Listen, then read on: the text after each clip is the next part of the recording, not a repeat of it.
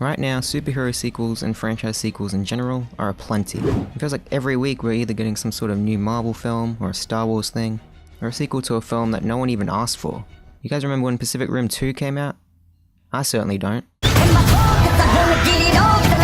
So it seems with this increase in quantity, it takes a lot more to stand out.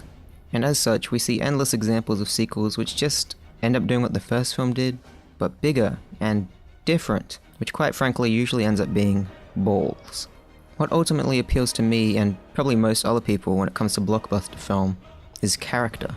So I believe what a superhero sequel needs to do is focus on our title character even more so than before, and put them in a direction which challenges them internally, which I find to be much more effective than just putting a character into a different plot and having them not really learn anything about themselves.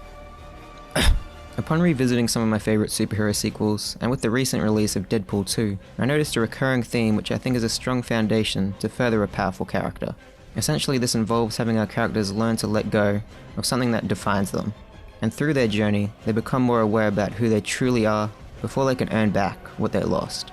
Now obviously this doesn't perfectly apply to every superhero sequel that exists, but throughout this video, I'll provide a few specific examples of different ways this has been executed to great effect.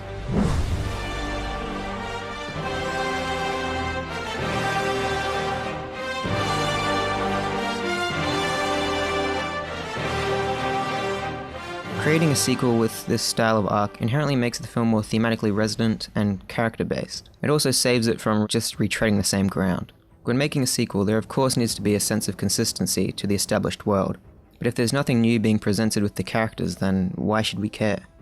The best approach to take is to challenge the characters emotionally by putting them in a place where they become physically vulnerable. We already know they have all these spectacular abilities and they can beat the bad guy, because that's probably how the previous film ended.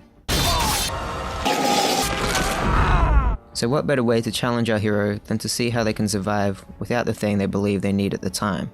Because of course, a hero is defined by the qualities underneath and not their inherited abilities. Showing our characters live without something they usually rely on allows us to explore a whole new side of the character through their vulnerability, and it forces them to realize what they really need for them to grow as a person.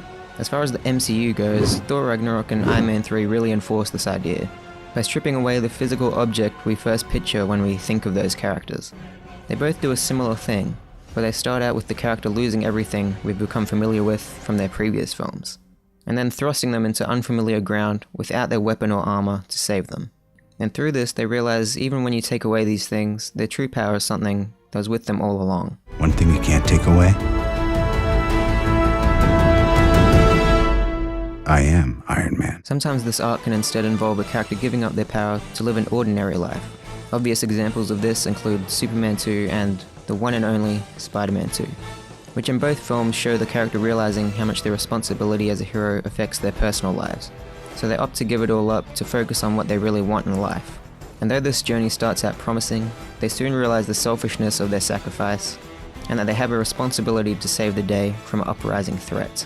And this is the point in both these films where they earn back their power and put into play what they learnt throughout their journey.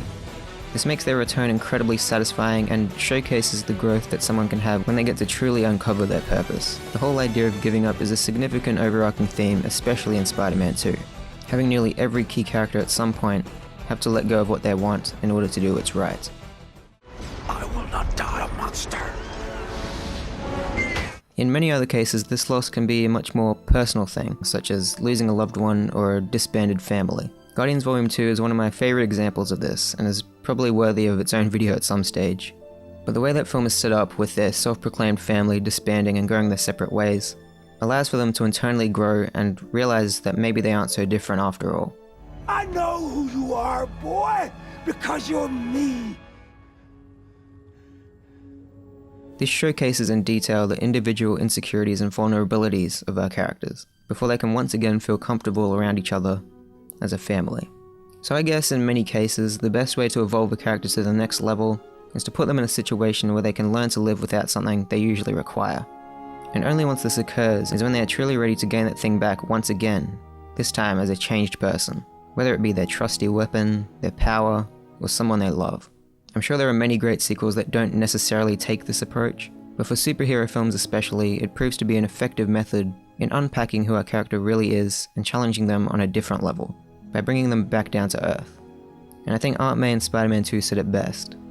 Now, sometimes we have to be steady and give up the thing we want the most. Even our dreams.